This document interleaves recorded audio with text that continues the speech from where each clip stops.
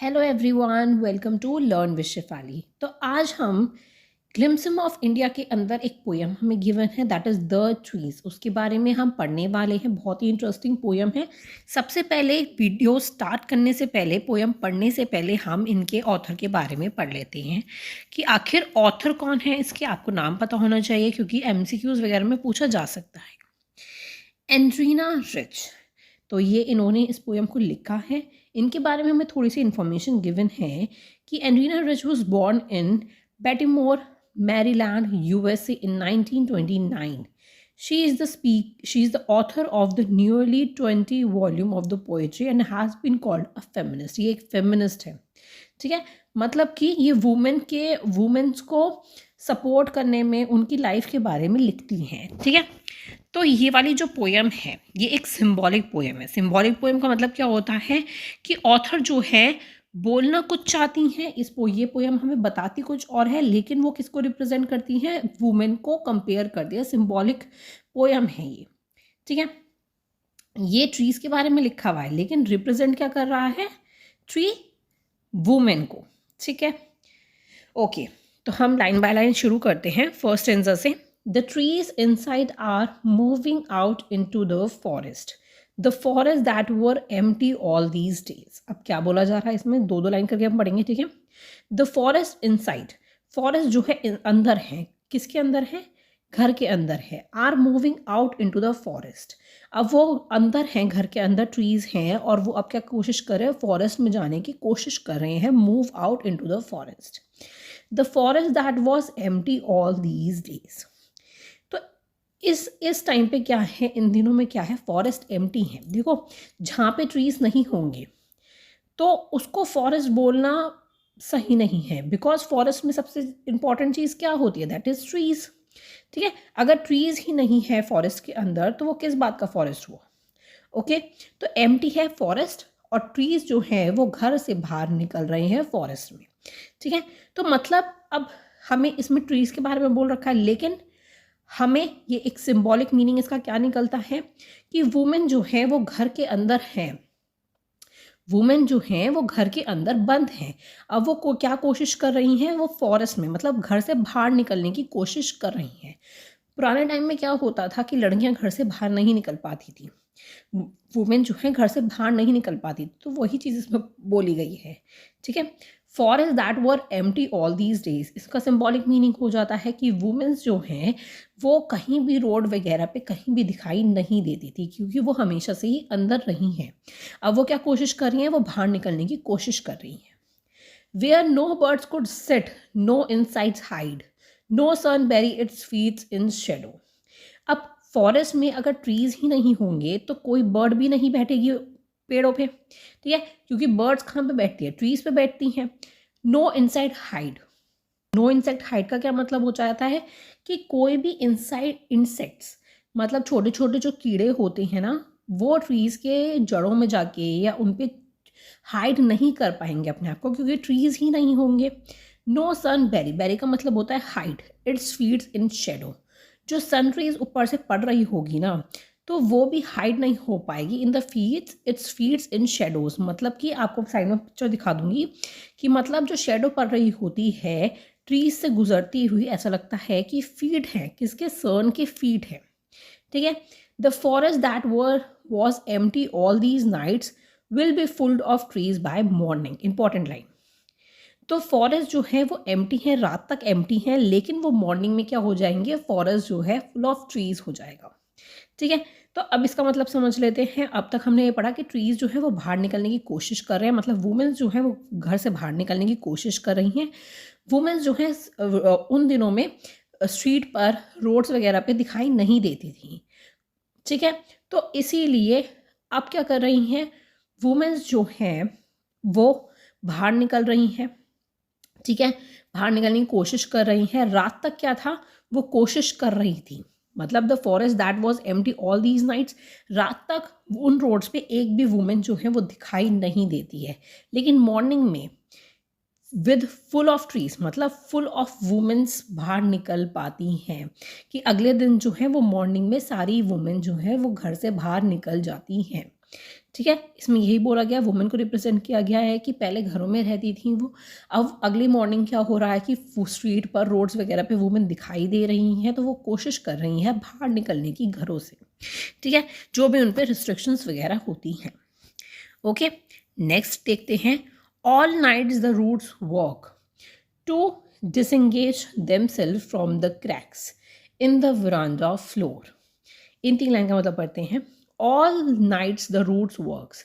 अब जब ट्रीज बाहर निकलने की कोशिश कर रहे हैं तो उन्होंने कोशिश की, कितनी, पूरी रात उन्होंने कोशिश की है बाहर निकलने की। ठीक है, मतलब जड़ों को हटाने की उस घर में से, और फिर वो कोशिश कर रही है बाहर निकलने की। टू डिसंगेज, डिसंगेज का क्या मतलब हो जाता है, डिसंगेज देमसेल्फ, मतलब अपने आप को सेपरेट करने की कोशिश कर रही हैं। ठीक है, अपने आप को सेपरेट करने की कोशिश कर रही है फ्रॉम द क्रैक्स, मतलब जो उनकी रूट्स जो हैं वो घर के अंदर जो धसी हुई हैं उनमें से बाहर निकलने की कोशिश कर रही हैं वो।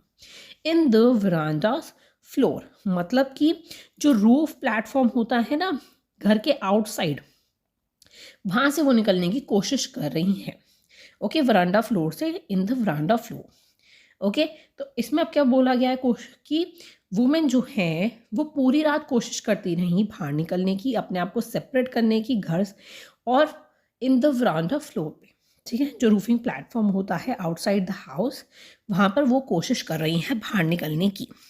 The leave stains towards the glass, small twigs stiff with exertions, long cramps brush shuffling under the roof।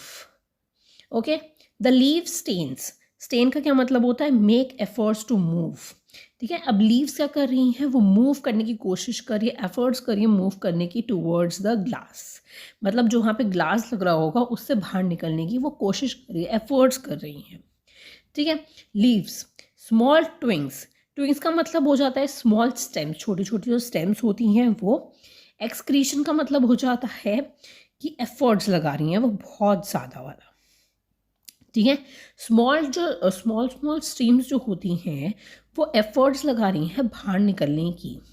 Long cramped ब्लच, ब्लच का क्या मतलब, क्रैम्प्ड का मतलब होता है रिस्ट्रिक्शंस, जो उन पर बहुत टाइम से रिस्ट्रिक्शंस लगी हुई थी। ब्लॉन्च का मतलब हो जाता है ब्रांचेस। ठीक है, और स्टिफलिंग का मतलब हो जाता है move repeatedly from one position, से मूव करना अंडर द रूफ। अब इन 3 लाइन का क्या सिंपल सा मतलब बनता है कि लीव्स जो हैं वो एफर्ट्स कर रही हैं ग्लास से बाहर निकलने की, जो ग्लास लग रहा होगा वहाँ पे, और स्मॉल स्टेम्स जो हैं वो भी एफर्ट्स लगा रही हैं बाहर निकलने की, और बहुत टाइम से जो उन पर रिस्ट्रिक्शंस वगैरह लग रही थी तो वो भी बाहर निकलने की कोशिश कर रही है। Long restrictions, cramp under the roof से एक पोजीशन से रिपीटेटिवली बाहर निकलने की वो कोशिश कर रही हैं। ठीक है, मतलब वुमेन्स जो हैं बहुत टाइम से जो उन पे रिस्ट्रिक्शंस वगैरह लग रही थी उनसे वो बाहर निकलने की कोशिश कर रही हैं। ठीक है, अपने रूफ से, अपने घरों से बाहर निकलने की कोशिश कर रही हैं वो। Like newly discharge patients, like newly discharge patient का क्या मतलब हो गया, जैसे कि आपको हॉस्पिटल में 2-3 दिन हो चुके हैं और आप इतने वहाँ पे बोर हो चुके हो वहाँ के इन्वायरमेंट वगैरह से कि आप, जैसे न्यूली डिस्चार्ज पेशेंट खुश होता है ना, हम बिल्कुल वैसे ही आप न्यूली डिस्चार्ज पेशेंट्स की तरह जो है मूव करने की कोशिश कर रहे हो। हाफ डेजर्ट का मतलब होता है half conscious moving to the clinic doors. अब हाफ कॉन्शियस हो, ठीक है, पूरी तरह कॉन्शियस आप नहीं हो और आप क्या कर रहे हो, क्लिनिक डोर से बाहर निकलने की कोशिश कर रहे हैं। वैसे ही यहाँ पे बोला गया है, वुमेन्स जो हैं वो कंपेयर करा जा रहा है कि वुमेन्स जो हैं वो न्यूली डिस्चार्ज पेशेंट्स की तरह ही हाफ कॉन्शियस उससे मूव करने की कोशिश कर रही हैं बाहर अपने घरों से। ठीक है, I sit inside, door open to the veranda, writing a long letter in which I scarcely mention the departure of the forest from the house। अब यहाँ पे क्या बोला जा रहा है, I sit मतलब यहाँ पे जो पोएट है उन्होंने यहाँ पे बोल रहे हैं कि मैं जो है वो अंदर बैठी हुई थी। Doors open to the veranda, और वरांडा मतलब बाहर का जो गार्डन वगैरह होता है ना, ठीक है, वो चीज़ ओपन थी जिससे उन्हें वरांडा दिखाई दे रहा है, उनके डोर्स ओपन थे। और वहाँ पे एक क्या लिख रही हैं, वो लॉन्ग लेटर लिख रही हैं, इन विच आई स्केर्सली, इसका मतलब होता है हार्डली। हार्डली मेंशन करिए departure of the forest from the house, मतलब उसके लॉन्ग लेटर के अंदर उन्होंने बहुत हार्डली मेंशन किया होगा फॉरेस्ट को, मतलब घर से बैठे बैठे उन्होंने इस चीज़ के बारे में, डिपार्चर मतलब चले जाना, ठीक है, चले जाना, कि फॉरेस्ट जो है वो चला गया है, तो इस बारे में उन्होंने बहुत हार्डली उस लॉन्ग लेटर में मेंशन किया है। Okay, the night is fresh, the whole moon shine, the sky still open, the smell of the leaves and the lynches still reaches like the voice into the room. अब वरांडा का door open है, ठीक है, तो उन्हें बाहर का forest जो है वो वरांडा जो है दिखाई दे रहा है। तो नाइट के टाइम में नाइट जो है बहुत ही ज़्यादा फ्रेश है। होल मून शाइन, मून जो है वो शाइन कर रहा है, ठीक है। In the sky still open, और डोर्स क्या है, ओपन है, तो इस वजह से जो स्मेल है लीव्स की वो अंदर आ रही हैं, और लिंचेस की जो स्मेल है वो अंदर, लिंचेस का मतलब होता है कि जो ट्रीज़ की जो लिंचेस का मतलब होता है कि आप बोल सकते हो जिस पे ट्रीज़ पे अगर फंगस या एल्गी वगैरह लग जाती है ना, तो उसके कुछ पैचेस पड़ जाते हैं, ट्रीज़ के ऊपर क्या पड़ जाता है, कुछ पैचेस से पड़ जाता है अगर फंगस वगैरह लग जाती है तो, ठीक है। तो लीव्स की स्मेल आ रही है और वो चीज़ जो है उसे दिखाई दे रही है पोएट को, still reaches like a voice into the room, और ये सब चीज़ें ऐसे रूम के अंदर आ रही है जैसे कि वॉइस हो, ठीक है। वरांडा का डोर ओपन होने की वजह से वो जो लॉन्ग लेटर वो लिख रही है इस बारे में बहुत हार्डली मेंशन किया है। नाइट बहुत फ्रेश है, मून जो है बहुत शाइन कर रहा है, और लीव्स की स्मेल अंदर तक आ रही है, और लिंचेस पैचेस वगैरह वो दिखाई दे रहे हैं, और ऐसा आ रहा है रूम के अंदर जैसे वॉइस हो उनकी, ठीक है, ट्रीज़ वगैरह की। My head is full of whispers, which tomorrow will be silent. Listen, the glass is breaking. ध्यान से देखिए, My head is full of whispers मतलब मर्मर करना, मतलब कि फुसफुसाना, ठीक है। मेरा जो हेड है वो फुल ऑफ विस्पर कर रहा है। Tomorrow will be silent, tomorrow जो है साइलेंट होगा, लेकिन ग्लास इज ब्रेकिंग, ग्लास जो है वो टूट रहे हैं, मतलब क्या है, ट्रीज जो है बाहर निकलने की कोशिश कर रहे हैं, वुमेन्स जो है वो बाहर निकलने की कोशिश कर रही हैं, ठीक है। मरमर की साउंड आ रही है। The trees are stumbling forwards, stumbling का मतलब होता है एक दूसरे पर फास्ट, जैसे क्या होता है कि अगर दौड़ लगाने की कुछ है, जैसे क्लास में अगर आपको बहुत ज़्यादा दौड़ लगानी है तो एक के ऊपर पैर रख के ऐसे चढ़ जाना, फास्ट एक दूसरे के ऊपर पैर रख देना, मतलब ट्रिप ओवर कर देना, तो उसको हम बोलते हैं कि ट्रीज जो है एक दूसरे के ऊपर चढ़ के जल्दी जो हैं वो बाहर निकलने की कोशिश कर रहे हैं into the night. Winds rush to meet them, हवा भी बहुत अच्छे से चल रही है, ग्लास जो है वो ब्रेक कर रहे हैं, और ट्रीज जो हैं एक दूसरे के ऊपर चढ़ के ऐसे बाहर निकलने की कोशिश कर रहे हैं। The moon is broking like a mirror, अब मून जो है वो ऐसा लग रहा है कि मिरर से ब्रोक करके अंदर आ रहा है, ठीक है। It's pieces flash now, flash का मीन्स होता है शाइन, जो मून की जो शाइन है, ठीक है, मून की जो शाइन है वो चीज़ ऐसी लग रही है कि पीसेस के थ्रू अंदर आ रही है। ऑफ द टॉलेस्ट ऑक, ऑक का क्या मतलब होता है, एक लार्ज स्ट्रॉन्ग ट्री होता है जो फर्नीचर के लिए यूज़ किया जाता है, ठीक है। जैसे ट्रीज से पार होके जो है शाइन जो है वो अंदर तक आ रही है, ठीक है। मैं आपको साइड में पिक्चर दिखा दूंगी कि मेरा क्या मतलब है कहने का, ओके। तो मतलब ये हो जाता है कि ट्री जो है उसकी शेडो पड़ रही है, कहाँ पर, फ्लोर पर पड़ रही है, और मून ऐसा लग रहा है, मून जो है उसको ब्रोक करता हुआ, मतलब उसकी परछाई पड़ जाना, ठीक है, शेडो आ जाना ट्री की। तो वो चीज़ यहाँ पे बोली जा रही है कि अब सभी वुमेन्स जो हैं वो ग्लासेस को ब्रेक करके, सभी बाउंड्रीज रिस्ट्रिक्शंस को ब्रेक करके वो अंदर बाहर निकलने की कोशिश कर रही हैं, और मॉर्निंग तक सारी वुमेन बाहर आ जाएंगी, ठीक है।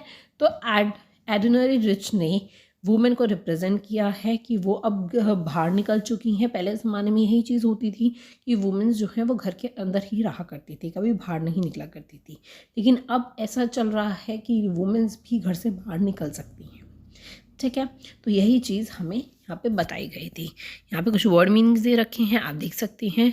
टू disengage themselves मतलब to separate themselves, stain, make efforts to remove branches, sibling move repeatedly from one position to another, lynches, crunchy patches or bullish growth of the tree trunk or bare ground formed by the association of fungus or algae।